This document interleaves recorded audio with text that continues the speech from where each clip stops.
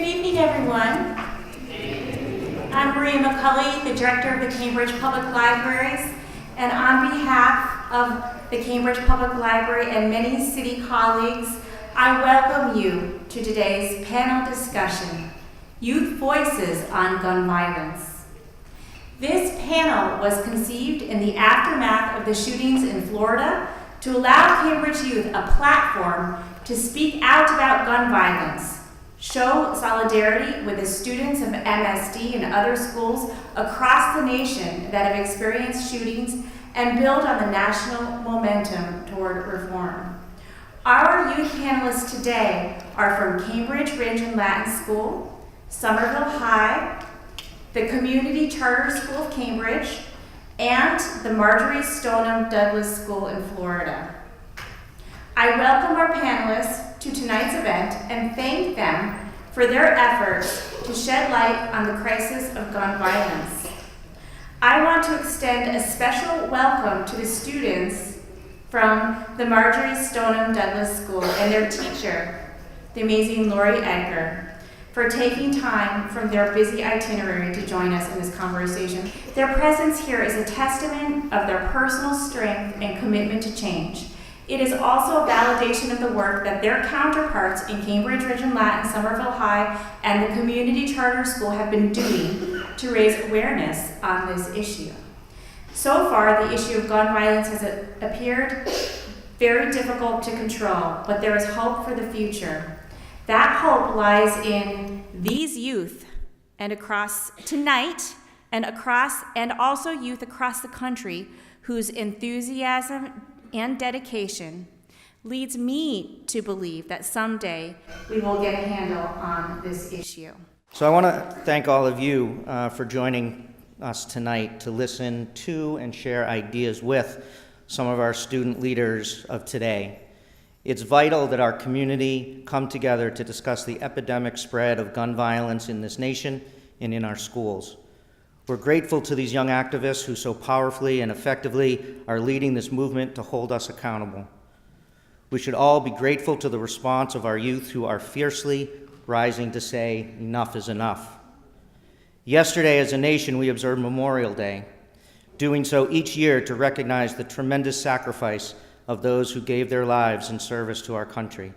We honored the bravery they displayed, the dignity with which they served, and the incredible faith and hope they had for our country. While we rightfully honor those who fought and died, mostly overseas, while serving in our military, we give fleeting tribute to the innocent children losing their lives to gun violence while attending school here at home. There is no national holiday or parade for the 7,000 children who have died by gunfire in our country since 2012. No national day of mourning, no day of remembrance. What we get are politicians in Washington and states around the country offering nothing but thoughts and prayers each time a school shooting, which is domestic terrorism, takes place. They remain beholden, held hostage to the NRA, an organization that cares more about an amendment adopted in 1791 than they do about the lives of our young people. We are at a critical point in our history. We are witness to an unprecedented amount of gun violence traumatizing our collective well-being. We're 21 weeks into 2018, and there have already been 23 school shootings where someone has been hurt or killed, more than one a week. We cannot turn a blind eye to this horrific indifference. We must critique and make change. We must grapple with the truths of our country's scarred and complex history and embrace its unrelenting spirit of activism and democracy. While it's easy to succumb to feelings of hopelessness and despair, I seek encouragement in our community, in the intelligence and the integrity of our youth leaders. As they organize school walkouts, marches, and voter registration drives, they are ensuring that we listen and learn, that we do what is right in our hearts and in our minds, that we do not turn away from the ugly truths, but instead are moved to action and stop the gun violence that is plaguing our nation. Again, thank you to the young leaders who continue to inspire change, reject political apathy, and hold us accountable. They are ensuring that we never lose sight of our responsibility to their and future generations. Together, their voices push our country to live up to its ideals, They remind us that we can be better, that we can do better, and that we must do better. Thank you. It is now my pleasure to introduce the MC for tonight's event. Tony Clarke is a graduate of Cambridge, Rindge, and Latin High School and was an active participant in civic causes during his time at CRLS.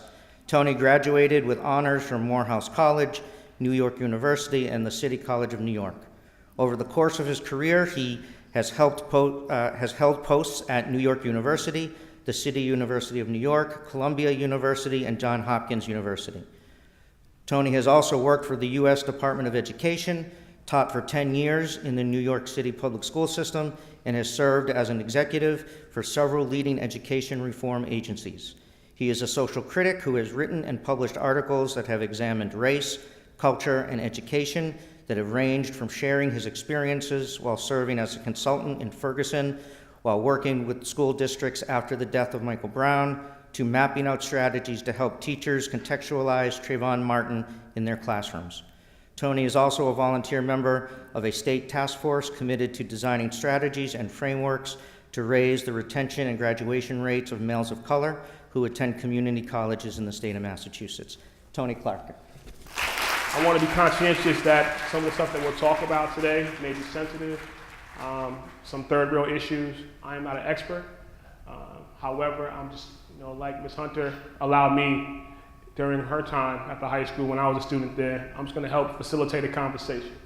And so I'm excited about these young people. I'm excited that you will give them an audience that allows them to be safe, not just during this process, but during the question and answer series. And just keep in mind, while they have experienced a great deal throughout the course of their life, let's allow them to still be young. So my name is Hermela Kabidi, and I'm a junior at Cambridge Rindge and Latin High School. I find myself dabbling in the humanities, so of course I'd be drawn into this. I'm Jonathan Matsko. I'm also a junior at Cambridge Rindge and Latin. And just like interest, I do a lot of stuff with like math and computer science. My name is Eloise Botka. I'm also a junior at Cambridge Rindge and Latin School, and I like science and math. I'm Annika Nayak. I'm a sophomore at Somerville High School, and I am very interested in the field of biology. Hi, I'm Rebecca Schneid. I'm a junior at Marjory Stoneman Douglas High School, and I'm pretty interested in journalism and political science. Hi, my name is Madison Leal, and I'm a junior at Marjory Stoneman Douglas High School, and I hope to major in business. Hi, I'm Mayan Mizrahi. I'm also from Marjory Stoneman Douglas, and I'm in 11th grade as well, as Rebecca and Maddie, and I hope to study biology in the future. Hi, my name is Brittany Gabriel. I go to the Community Charter School of Cambridge, and I plan on majoring in nursing and double minoring in music and dance. Hi, my name is Satoya Aizoff, and I go to the Community Charter School of Cambridge. I'm in 10th grade, and I hope to major in communications. Thank you. So we're just going to jump right in, and I want to be, this is kind of crazy. I want to be conscientious of the fact that we want to get as many voices on some of the subject matter that I'll ask about, but please feel free, if at any particular point I'm not clear, to kind of get some follow-up. I like the fact that in a couple of years, all of you will be a part of, not that you aren't now, the legislative process. So you get to cast your votes. I know a little while ago we introduced a number of elected leaders, and now it's your opportunity to hold them accountable through this particular process. So as you think about that, and also you're going through a moment, what are some of the things in terms of legislatively that you think that you would want some of the folks that you're potentially considering to vote for to think about as you begin to cast your votes? I think that maybe for me it's a little bit different than people in Massachusetts because Florida is a very different state, obviously.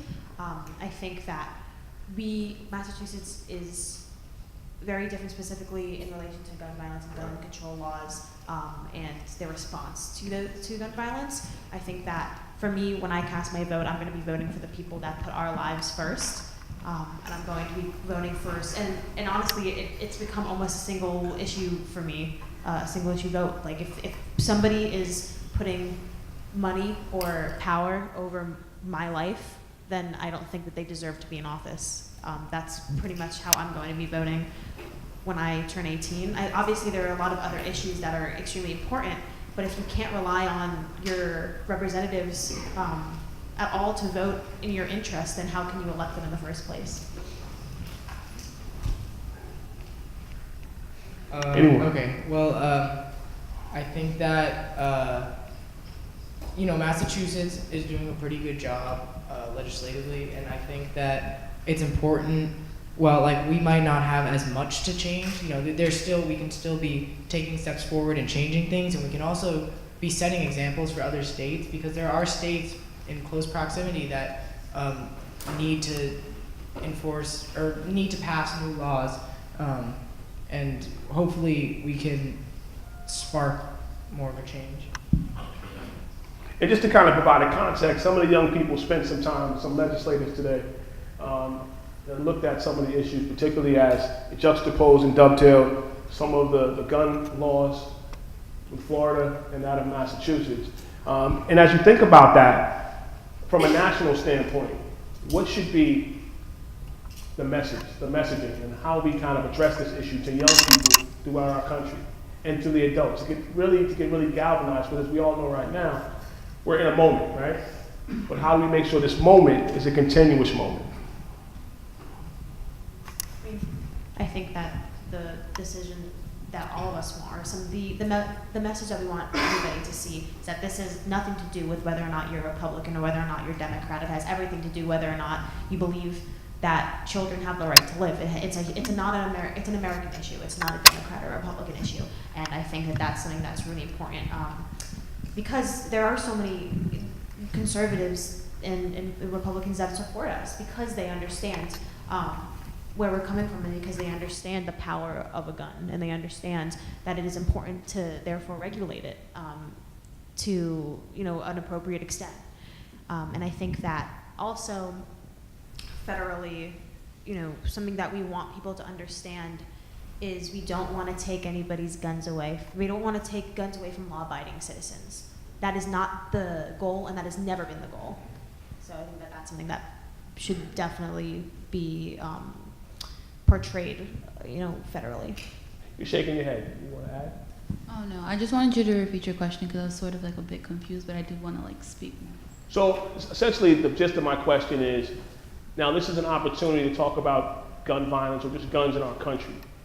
How do we do this and make it common sense for most folks to kind of have this conversation at their dinner tables, in their barbershops, and most, when they cast their votes? How do we get folks galvanized and excited about this opportunity to essentially, particularly make a paradigm shift on how we see guns and potentially, unfortunately, gun violence in our country? Since most of everything that's going on with gun violence has been in the media, I think just talking with whether it be family or students or even children too, I think just talking about the subject in a very you can't take it really lightly, but maybe because they're not as well informed on it, for younger students, maybe just easing it in or slowly talking about it and incorporating it into discussions, or just that I feel it needs to be talked about more rather than in the media, because the media does play a big part in that, but if students in the classrooms don't know enough about this, then we can't have enough change in order for it to be done. I think also educating older students about it, talking to many of my friends who are in high school grades 9 through 12, it's really just people don't know what guns are, especially in Massachusetts, where we don't really see guns as in our daily lives. So just sort of educating ourselves on what the people who are not seeing our point feel, and really showing them that's the problem is through the miscommunication. I also think it's important to not be afraid to disagree. And I know these Parkland students were at my school earlier today, and we were having a discussion about gun violence, about student activism, and they brought up how important it is to compromise. And I also just noticed a lot of students at the discussion were having disagreements, but in a healthy way, and I think it's important to be able to disagree, because then you can understand other people's perspectives, and you can, you know, start to through disagreement, like, you can also strengthen your own argument and understand why you're arguing for something. Let's stay there for a second. How many of you young people have experienced folks who are adamantly against your position online? So you had mentioned when you was talking that you're not against guns per se, right? And not that I can't speak for anybody, but there were some folks who cringed a little bit. So how do you kind of have those conversations with your peers about these really, you know, tough issues and still be friendly to one another through the midst of it? I mean, there's a difference between us. There's like your values as a person. For me to be friends with you, have to be, you know, similar to my own. That's kind of, I think, to get along with somebody, your values have to be similar. But in respect to, you know, some like politics and dealing with having disagreements, you can't always just dismiss other people's perspectives. Like he said, you have to have disagreements with people. You can't have like a yes man in your life and that's it. Like you have to have people that will disagree with you and that will challenge your position and therefore, you know, allow you to seek other points of views and see the flaws in your own views, because you're not always right.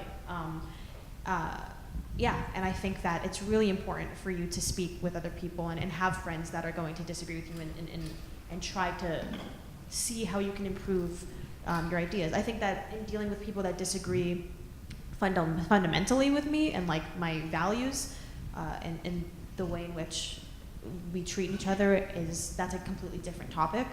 And in this issue specifically, it's something that's pretty important to me. I also find that disagreement, I also consider disagreements to be inevitable, especially in this conversation. This is very controversial. I think, and also like, I think with like disagreements are essential. I think in order for any conversation to be productive, someone has to be uncomfortable. That's like something that I've learned. And I think someone's views need to be challenged, whether it is your own or like their own.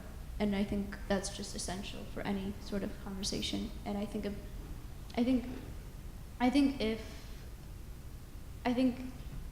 mean, I don't know. You want to make a point? I wanted to add on to that. I think also like with conversations or like she said before, like there will be like disagreements, but also trying to talk it out more like in a calm way. Because if you come off as aggressive, like the other person is like less likely to actually wanting to hear your point. So more of just like I guess like being able to compromise with the next person and also talking to them in a calm way or in a respectful tone, because the way that you are talking to them could like come off as, oh, I don't want to hear your point and I don't really care what you have to say, just hear what I have to say. I agree with you completely, and I also believe that there's going to be people on extreme ends of both sides. And I think that putting into perspective that we all want the same goal at the end of the day, that to make sure that children are safe when they walk into school, should be like motivating us to come to a compromise on it. And it's gonna be a give and take. We're gonna have to kind of fall somewhere in the middle with it. But knowing that we all have the same goal should motivate us to continue these conversations and know that there is going to be a solution, but we just have to continue to get there.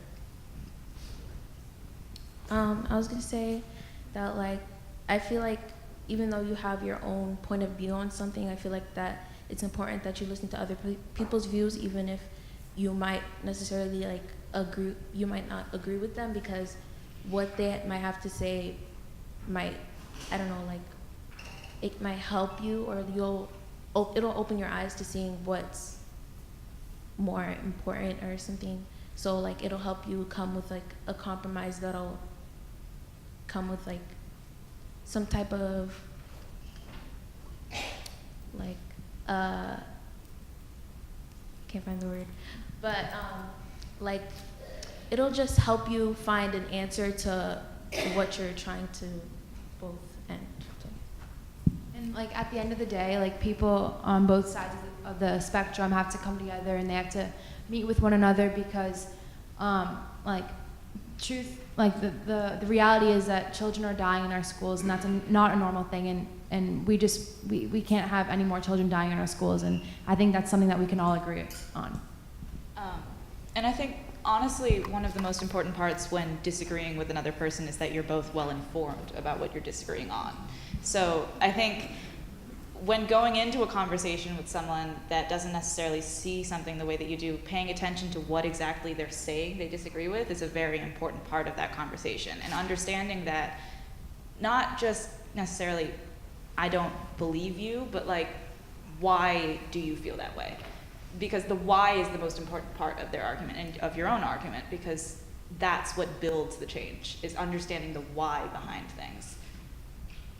You mentioned something, essentially the normalization, and possibly the normalization due to some of the trauma. One thing that I've talked a great deal about over the last maybe couple of months is just the importance of mental health.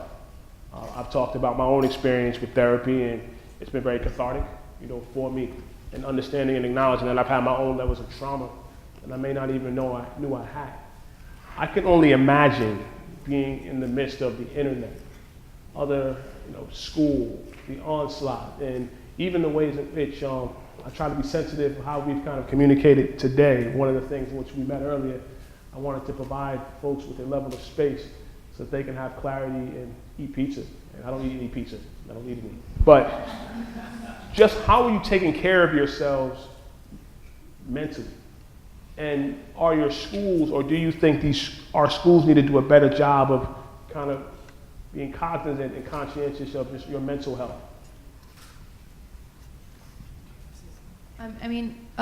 Post February 14th, we had a lot of therapy dogs and guidance counselors and grief counselors, and that really helped a lot. But we have to look at all the other schools, and there has to be guidance counselors and grief counselors. There has to be more counselors in all the other schools across the country.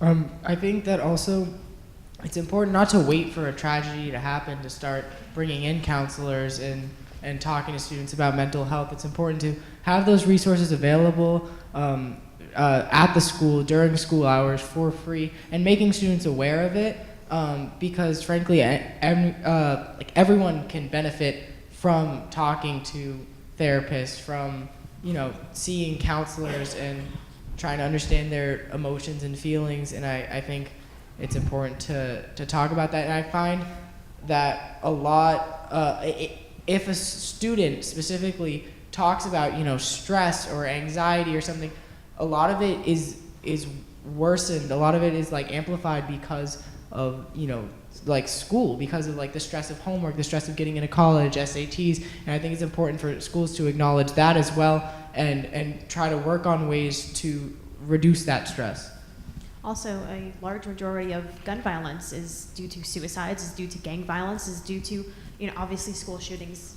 We have personally experienced that, so we, that's something that we are experts on and that we want to stop. But gun violence as a whole, that kind of violence can be prevented through counseling, through paying attention to students and keeping them out of a life in which they will engage in that kind of activity. And by allowing cities to fund these kinds of programs to keep kids off of,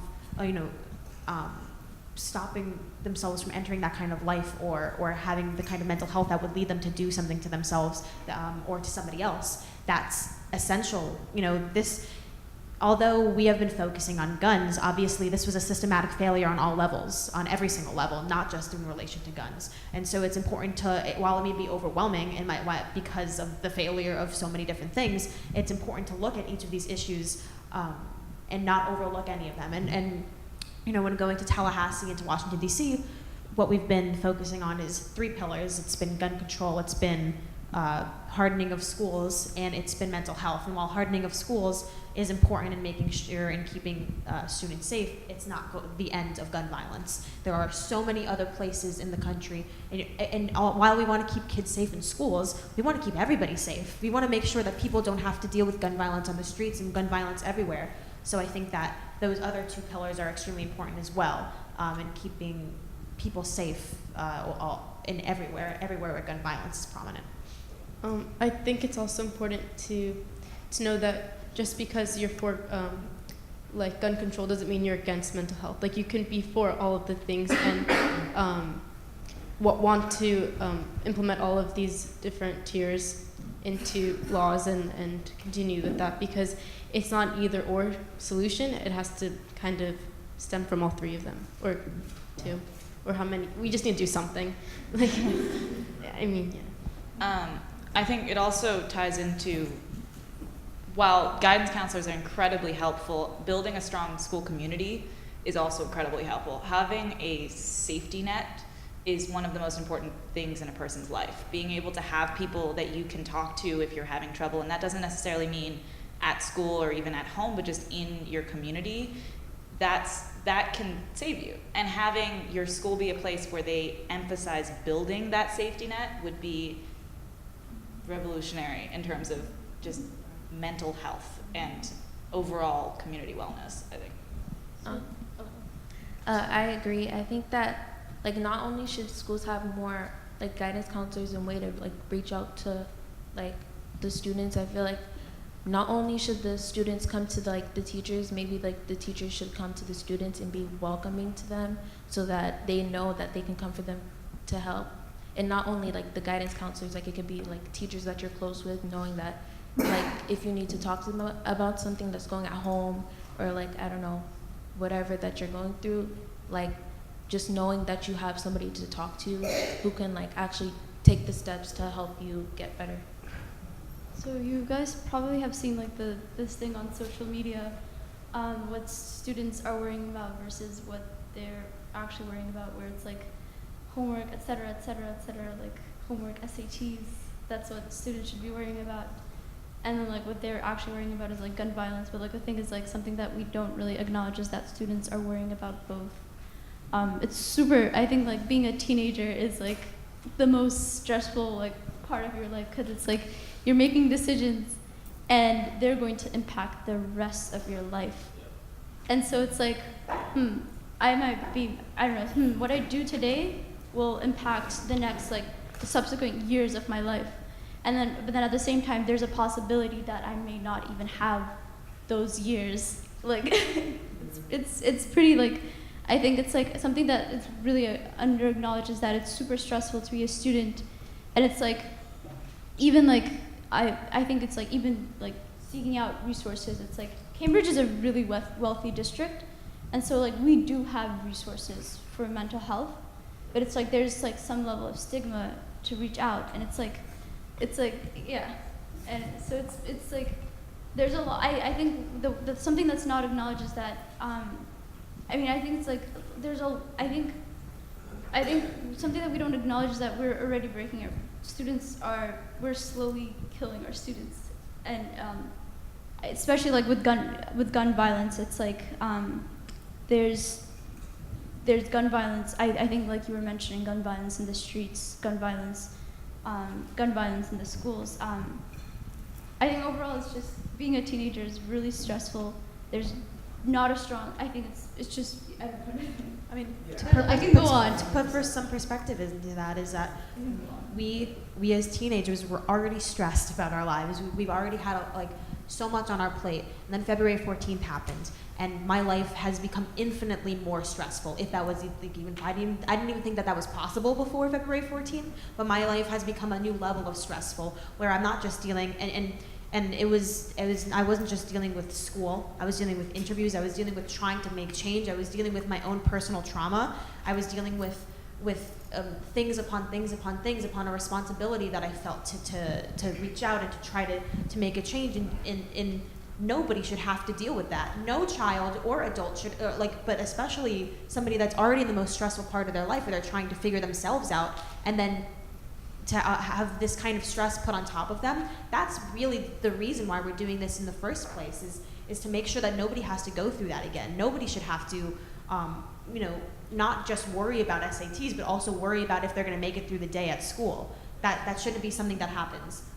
And people that deal with gun violence on the streets, they have to deal with that too. But they've been ignored for so long. And it's only when we came out that people actually started listening, and that's also terrifying, is that people weren't paying attention, and that it took this many people to die for people to actually kind of start listening, because they have been, but at the same time, people are listening, but at the same time, we need real change for me to actually believe that that people have listened.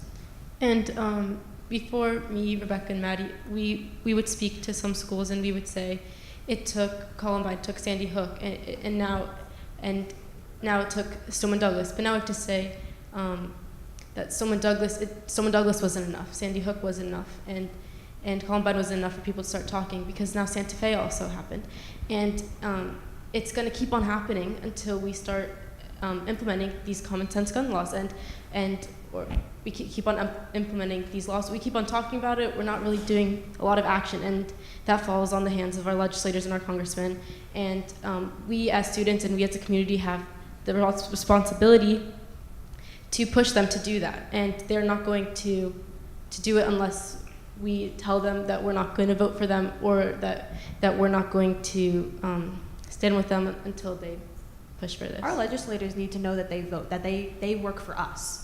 That's their job, is to follow the ideas of their constituents. That's what they were elected for. And if they don't, then they're going to get voted out, and we're going to put somebody in that will listen to us. And that's something that I think they forget sometimes, and so it's time that we remind them.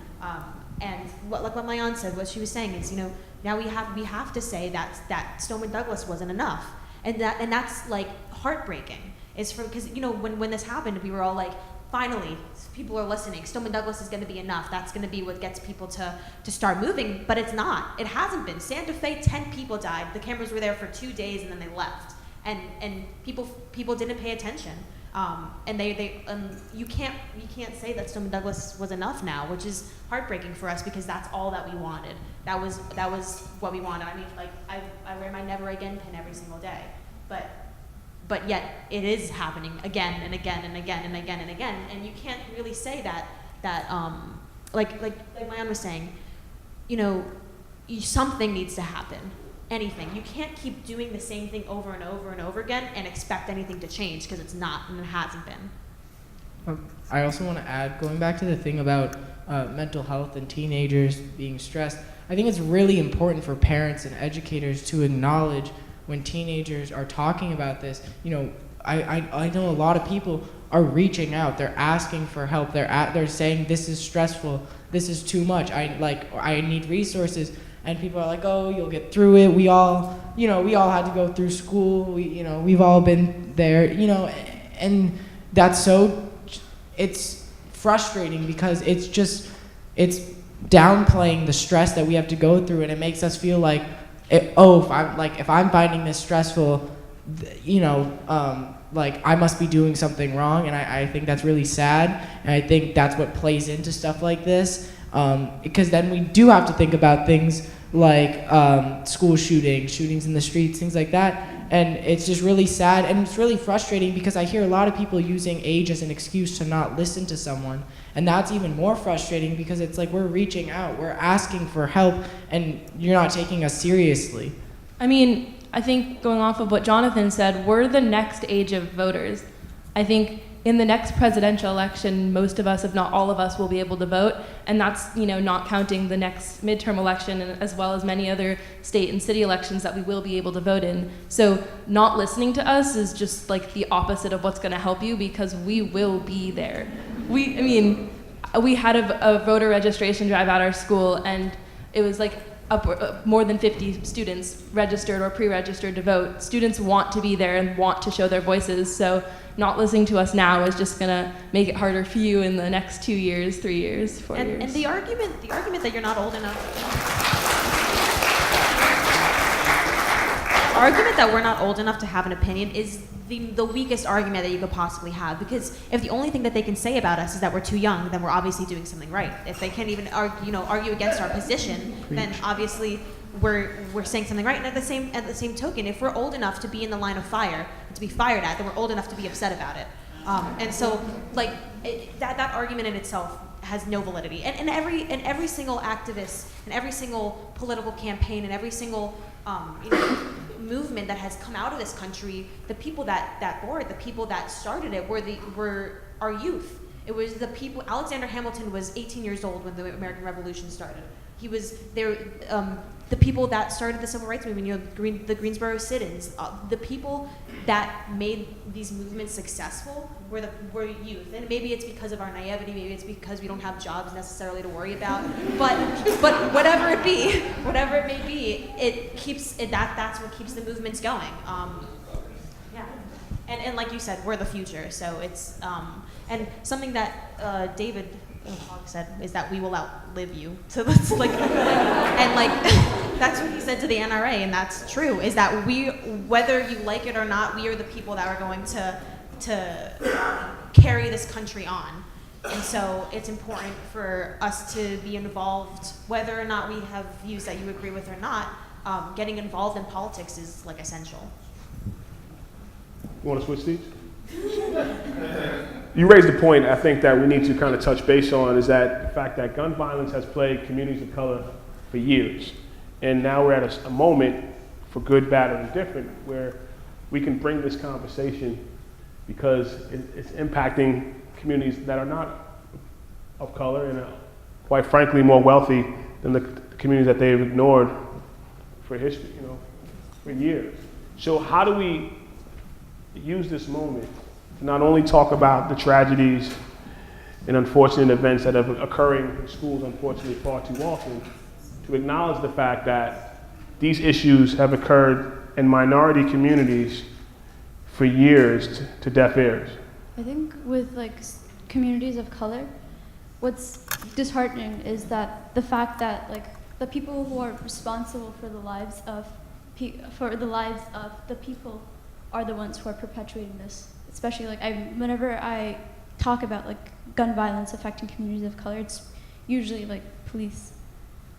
It's pretty, and it's with communities of color, it's what's really upsetting is that we've never.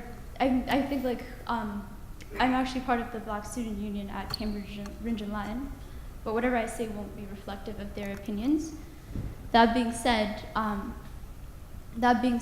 I feel if police violence was something that affected, white communities, I think it would. I mean, something that the majority of I know a large majority of students of color who had not been participating in this conversation, it's not because they don't care, but because I think they've grown cynical, and it's natural because I think a ramification of being Black in America is that you're going to be ignored. And I think it's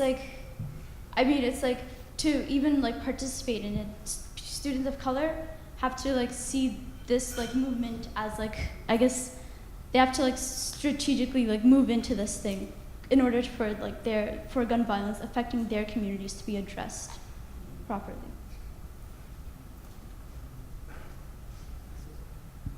I agree with that. I think it's really sad that it takes the school shootings for people to start realizing that gun violence is an issue.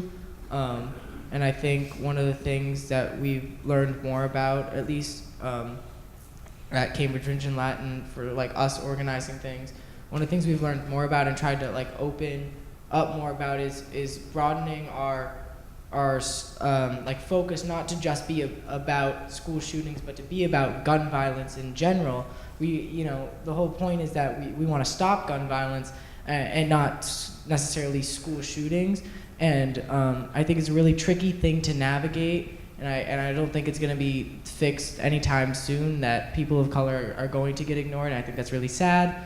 But we need to keep working on it, keep talking with each other, keep having discussions, and learning more about each other, learning from other perspectives, because there's always going to be ignorance, there's always going to be bias and privilege, and I think it's important to try and step out of that as best you can, to try and learn more about who you are, try to learn more about who other people are, so you can tackle the issue as a whole and not just focus on the one thing that might affect yourself.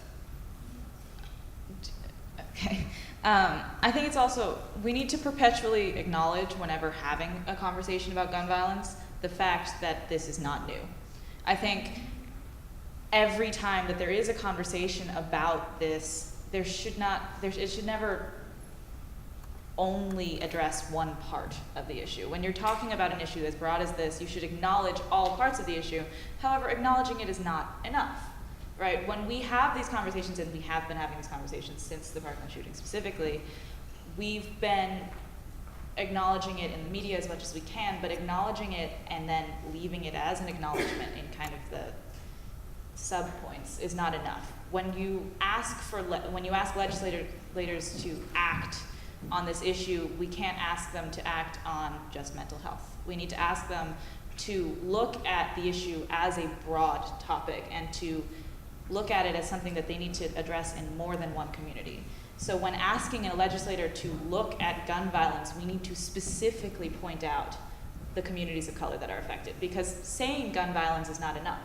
Saying gun violence in communities of color, in schools, etc., that's enough. Being able to say this is where we want the change is the only way that we're going to get them to really look at what we want them to change.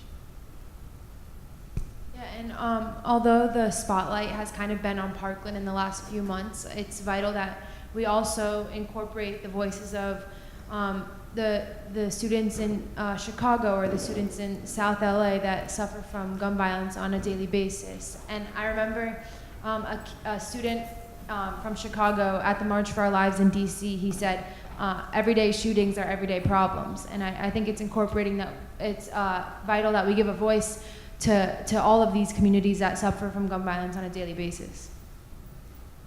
And also, I mean, I'm white. I will never be able to understand the struggles of people of color that have to deal with gun violence every day. But what I will say that we can do as, predominantly, white community that we have tried to do is pass the torch and try to elevate the voices of people of color that have dealt with this every single day. I think that is something that we can do, and that is a duty of white people, I think. I mean, that's what I believe. It is our duty to raise our voices when other people won't listen, to make sure that they listen so that they can, to make sure that people listen, because the second that we ignore them too is the second that their voices won't matter anymore. Like it's the sad truth of America that people perpetually ignore people of color, and gun violence specifically doesn't just affect people of color; it disproportionately affects women of color, and domestic violence is a huge issue of this, and perpetuating those voices as well is extremely important, and elevating them in whatever way we can. Something that I think that this is like a question that we should be asking ourselves as we embark on this journey or whatever.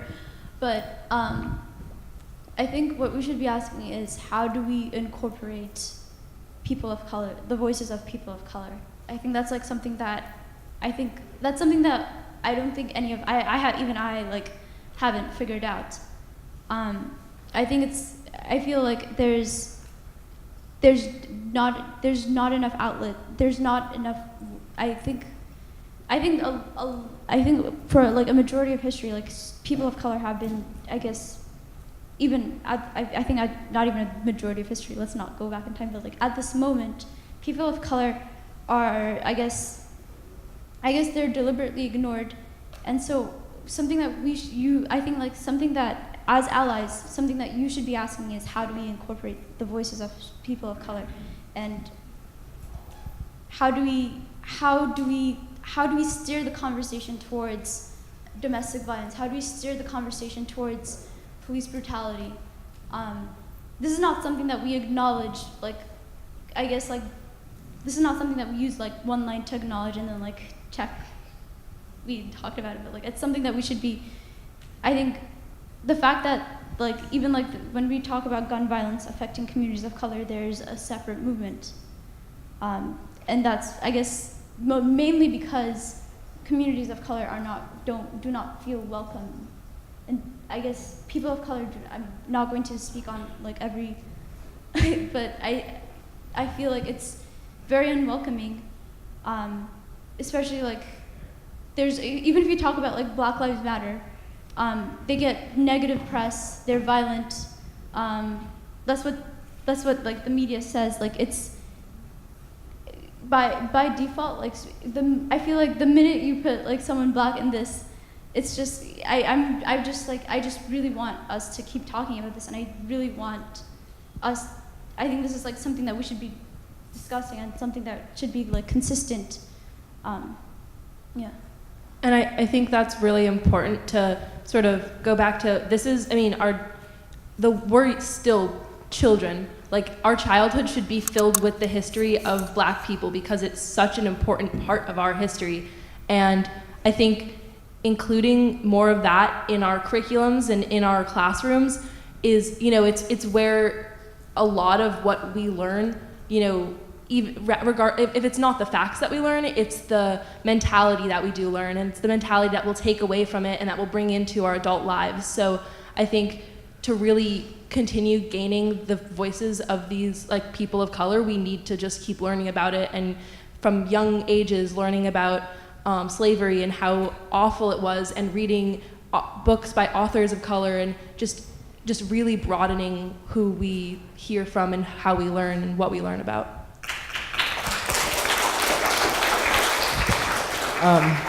Just adding on to that, I think it's really important to understand that this is a reoccurring theme of, like, you know, like, we live in pretty much a white supremacist society. Like, we live in a world that, or we live in a country at least that gives white people the advantage and actively works against people of color. And, you know, it's not just that, other minority groups too, but even if you just like look at old textbooks that talk about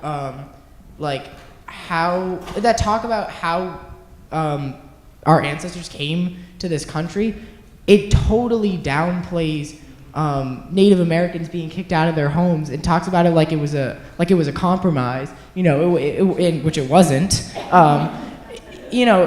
And so I think it's important to see that mentality still faces us today. It's important to look at the media critically and think like what aren't they telling us? What are they emphasizing? What are they downplaying? And I think part of, you know, I know for myself, part of like my own ignorance, like part of the things that I don't know happens because I'm just not aware, because the media doesn't cover everything. The media, you know, covers what I guess the majority wants to hear, and it's important to, you know, go out of your way to learn more about other perspectives and other communities, and just even, you know, Cambridge isn't perfect, but being in Cambridge and being, I know specifically at Cambridge, Rindge, and Latin, where there's so many different perspectives and so many confident people willing to talk about their perspectives, that's just opened my eyes up a lot more. And I think it's important to just try and like step outside yourself, and whether you agree or not, just at least take that step back and just think like, what is this person saying? What is their perspective like versus my own? And something I will say, okay. Something I will say also is, to the point of the media, fake news has been a thing forever before Donald Trump said it, and like that's something that is extremely important. And when you're talking about your perspectives, making sure that your resources and that your sources that you are, you know, developing your argument from are valid, and making sure that that the information that you're receiving is valid, and that and sometimes the media has a way, not necessarily, it doesn't have to be just straight like lies. It can be a way in which they twist information to make you believe a certain perspective. Hence why it's important for you to not just look at one perspective, but look at all perspectives when you're dealing with media, when you're dealing with people in general, because people often, and the media tends to, based on whatever way that it leans, take facts and spin them in ways to get you to believe a certain perspective, which is not journalism. That's lying and spinning the truth. But I think that to the point of media, that's extremely important in making sure that the resources that you use are a wide variety and that they're valid. And I think a really good way to get that, you know, truth and get the like real facts is to continue the building of the community. Jonathan mentioned sort of feeling that in our school, and I felt that, you know, the past few months meeting with students from other schools, such as the students from Somerville, but also, and Marjory Stoneman Douglas, but also students from CCSC who had to leave, and meeting students from Boston schools and schools around the area where, you know, we live a train ride away, but we live in such different places, and really hearing what they have to say about these types of things and the way that the things that they want help with and the things that we need help with and the opinions that differ, and just really hearing those differences and being able to talk about those and address those differences, I think has really put my perspective in place about that. I also think also on a broader scale, just for parents and educators, encourage people to think critically, because that's the only way that we're gonna question things and move forward and really come up with new systems and better systems. Because, you know, if everyone's taught to think the same thing the same way, we don't get anywhere, and people will continue to be ignored, like you were saying earlier. And I think there's this strange mentality that if you're challenging something, if you're challenging authority, if you're challenging the way something is taught, it's seen as, you know, being disrespectful or insubordination. And I think that it's important to encourage people to, you know, obviously in a respectful way, but it's important to encourage people to think critically, because then you can apply that to the media, to the textbooks we're looking at in schools, to like the history we're learning, like who put this history together, like, you know, what aren't we learning? And it's important to question that and not discourage that sort of thinking, which I feel like happens a lot. And I think tying into what Eloise said about learning from each other, I have learned infinitely more from arguments with people that I absolutely disagree with than conversations with my friends about things that we adamantly agree with each other on. I think as teenagers, we are people who like to stick to what we are saying, and we like to stand there and say, nope, you're definitely wrong, even if we are definitely wrong ourselves. And I think because we are in a place where we like to voice our very strong opinions about everything, it creates a place where we can really hear what the other opinions are. And I think social media helps with that a lot, because regardless of what things you look at on Instagram or whatever, you're gonna see people who you really just are like, nope, that's not me. But seeing those things and being exposed to those things broadens our perspective on the world, and it broadens our understanding of how different everyone's perspectives on the world are. And I think encouraging students to have discussions with people that they adamantly disagree with is the best way for them to learn, because learning from somebody who's going to talk at you rather than with you is not a discussion. It's not learning. It's not even listening. It's just kind of like blatantly staring at someone. You're not really like, you're not engaging. But when you're angry about something, and when you're like invested in a conversation, regardless of whether or not that conversation is like what flavor Skittles you like or gun control, being invested and emotionally invested in a situation makes you want to learn more about it. And so facilitating discussions in which people get very riled up, I think, is the best way to learn from each other, because you scream your heads off, and then all of your points come out at once, and you hear everything that could possibly be said about it. So. I think that, I mean, like, conversations like that are really important. Also, though, when you're screaming at people, like there are certain, like when you're talking with your friends, I think that's probably what ends up happening. But you know, like the young girl that left talking about staying calm, but also she was talking about using your voice. And I was talking with my teacher this morning. We in Parkland are extremely, extremely lucky to be in a community that fosters eloquence, that fosters political activism and political engagement. And therefore, we felt like we had the ability to speak up. We felt like we were confident enough in our ability and in our knowledge of what we were speaking about to think that, and we were empowered enough by our teachers, by our community. That's not the same everywhere. That's not the same in most places in America.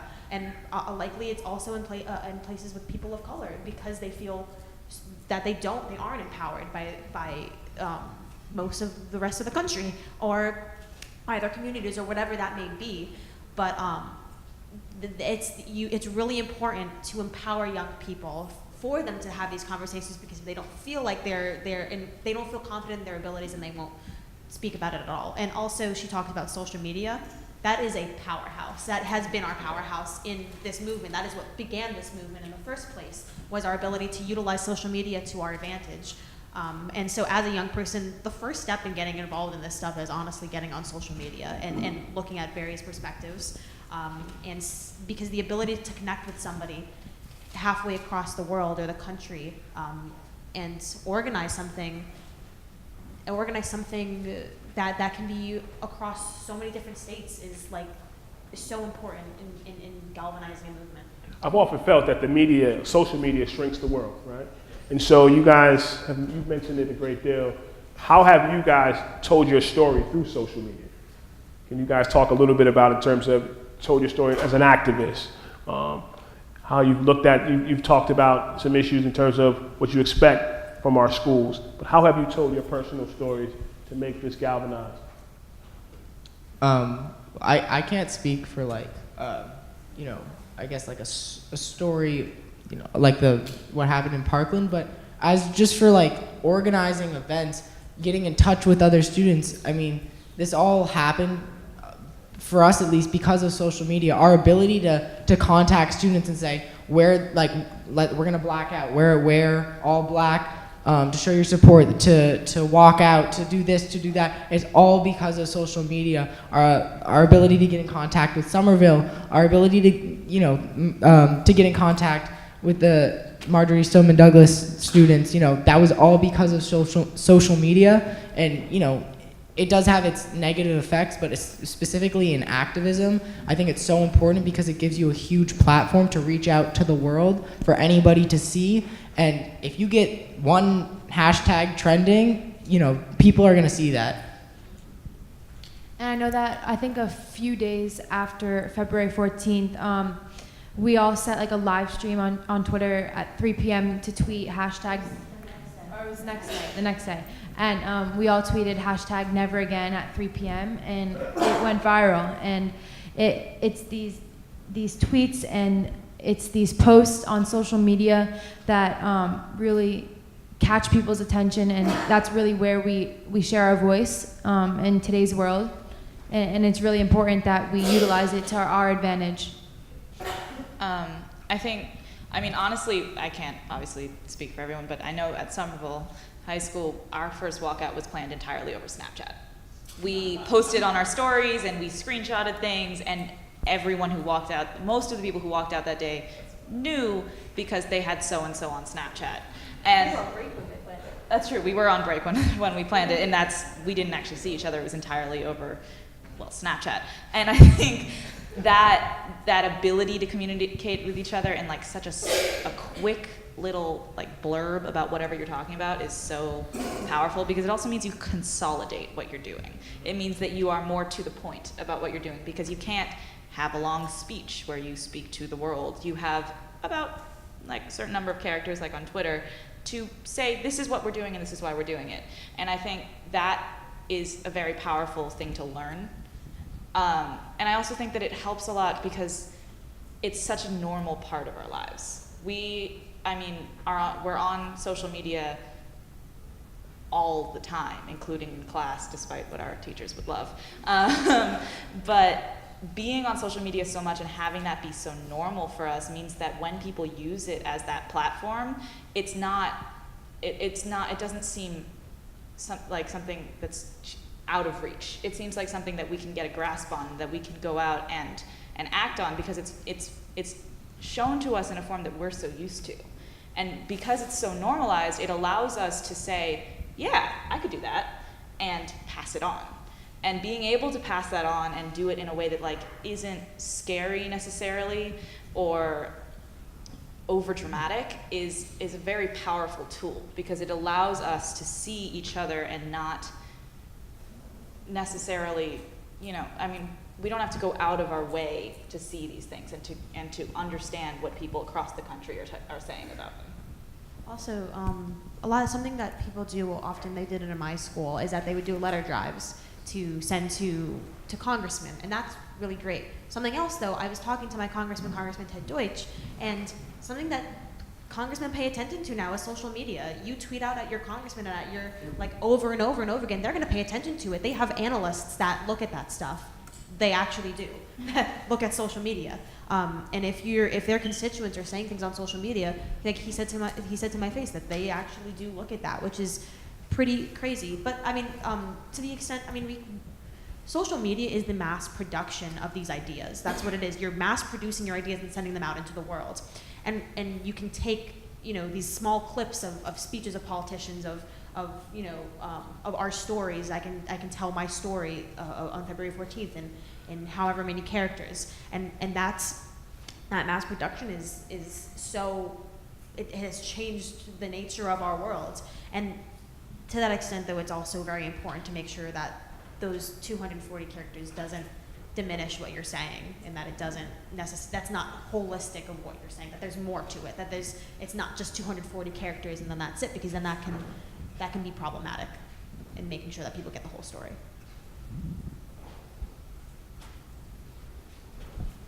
I have a couple more questions before we open it up to the larger group. I was actually reading an article in the New York Times a couple of days ago, and we have our chief here, so if I'm incorrect with some of the terminology, hopefully the chief will help me.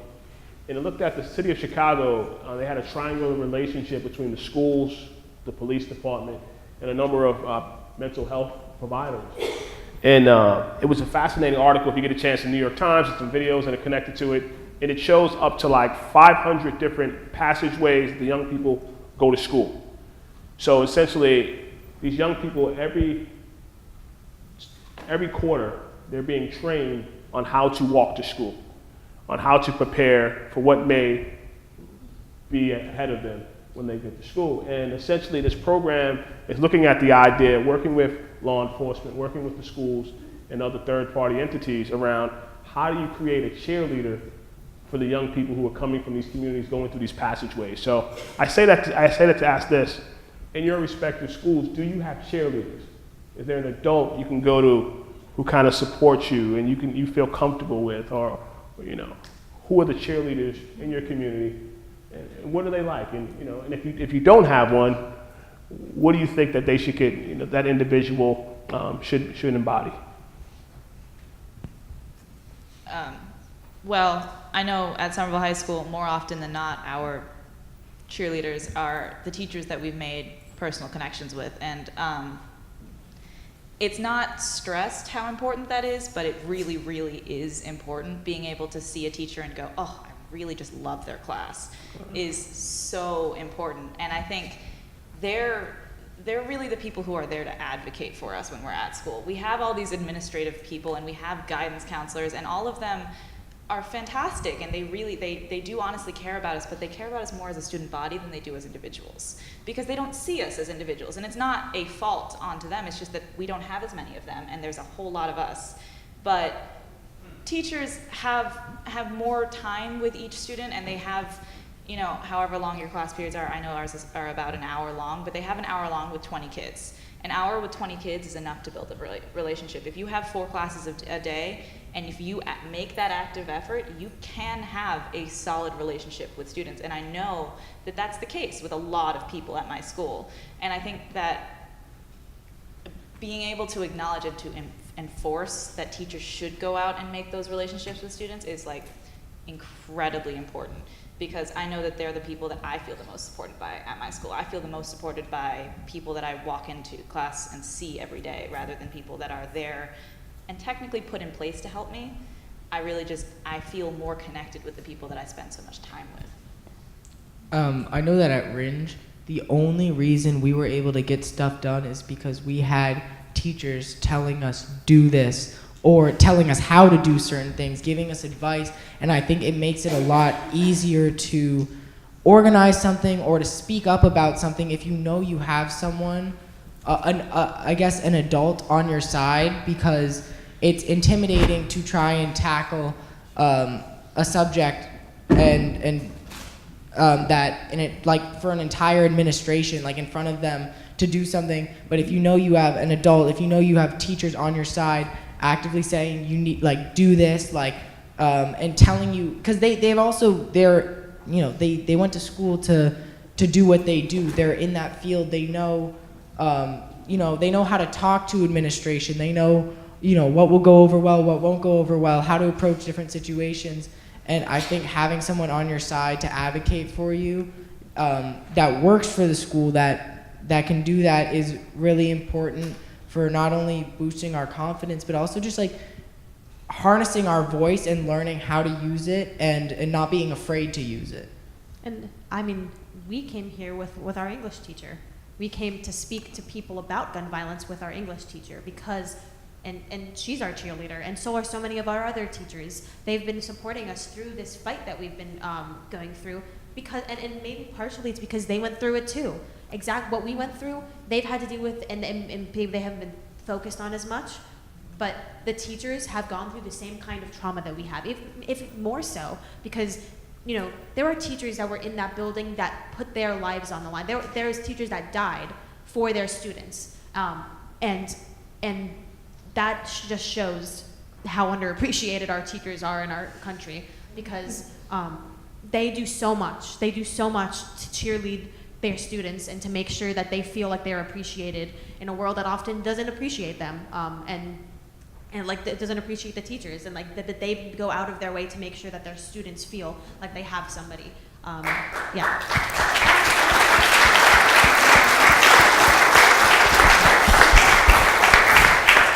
And if this experience has taught me anything, it has taught me how much I love my teachers. Through the day after when we went to our vigil, I saw Mrs. Edgar is the person, their teacher that came with us. I saw Mrs. Edgar there, and like the immediate relief and safety that I find with my teacher, like when I see her, it was immeasurable. I mean, and I saw her out after I was evacuated. I saw her, and she was one of the first teachers that I hugged. And I like the relief knowing that she was okay was immense. But like, they have been our main cheerleaders throughout this. I mean, I know Leon and Maddie can agree that we love you. They have been the ones to say don't listen to the people that are telling you that you can't speak up, because we know you and we taught you to speak up. I think also at Rindge, the help we've gotten from teachers has been a lot of don't say thank you, keep going, because they don't want to talk for us. Initially, when we were starting to plan our first walkout, which was our first real moment of speaking out, our teacher was like, we were talking to her about how we really just like don't understand why the school hasn't said anything or why we haven't talked about it. And she said it's because you guys haven't talked about it, because they want us to go for it. They're pushing us to go for it. Not only one teacher, Ms. Reed, who's been very helpful, but also Mr. Dua, who worked at Somerville and also is currently a teacher at Rindge, has taught me how to speak and how to express my, opinions in ways that I just could never do before having a conversation with him. Like having a 10-minute conversation with him would do wonders to anyone just because of the way he talks and the way he really pulls out all of your opinions and pulls out everything that you need to work on and everything that you really know how to do. So props to them. Yeah, I just wanted to, Mr. Dua is actually is the first teacher I've ever connected with, mostly because he knows how to validate his students and he actually genuinely cares about his students. And like that means a lot, especially as a Black student. I think it's like I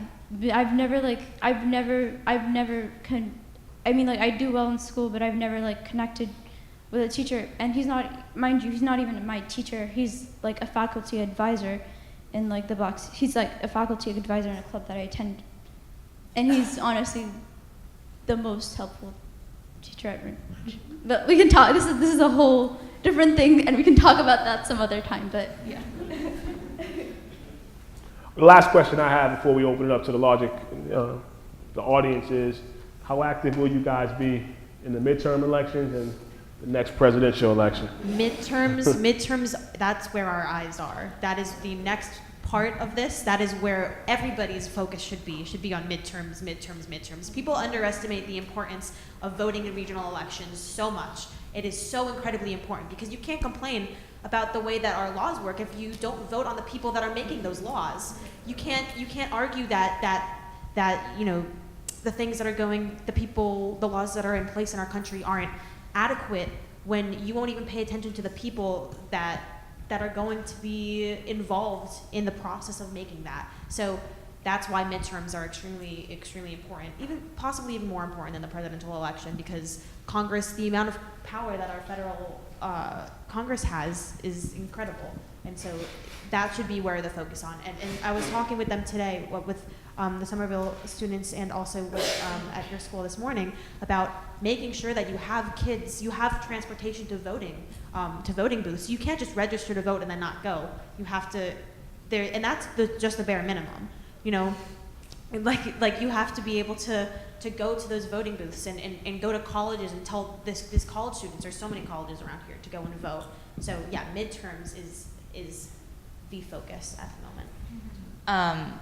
Yeah, but I mean, I know that as students, I myself am 16 and therefore cannot vote in the midterms. At least I can vote in the presidential election, and believe me, I will. But I know advocating for your friends to vote is also incredibly important, and advocating for them to vote based in an understanding of what they're voting for is important. Like, saying you should go out and vote is great, but make sure that they know who they're voting for and do some research on what they're talking about. And so I think advocating for that is incredibly important. Also, advocating for your parents to vote is incredibly important, because while we can sit here and say we would love to vote, all of us know people who can.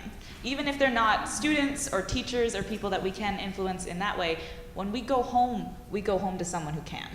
We go home to someone who is above the age of 18, or at least legally should be, and therefore can vote. And so I think talking to them and explaining to them how important it is to you that they vote is something that it's fairly easy to do. If nothing else, you can go home and say, hey, Mom, please vote. and maybe they will. And I think starting that conversation before you can vote also helps you when you can. Because if you start that conversation at home and understand the importance of it, then when you're able to vote, you also understand the importance of who you're voting for. I just want to add something really quick. I agree with everything that's been said so far.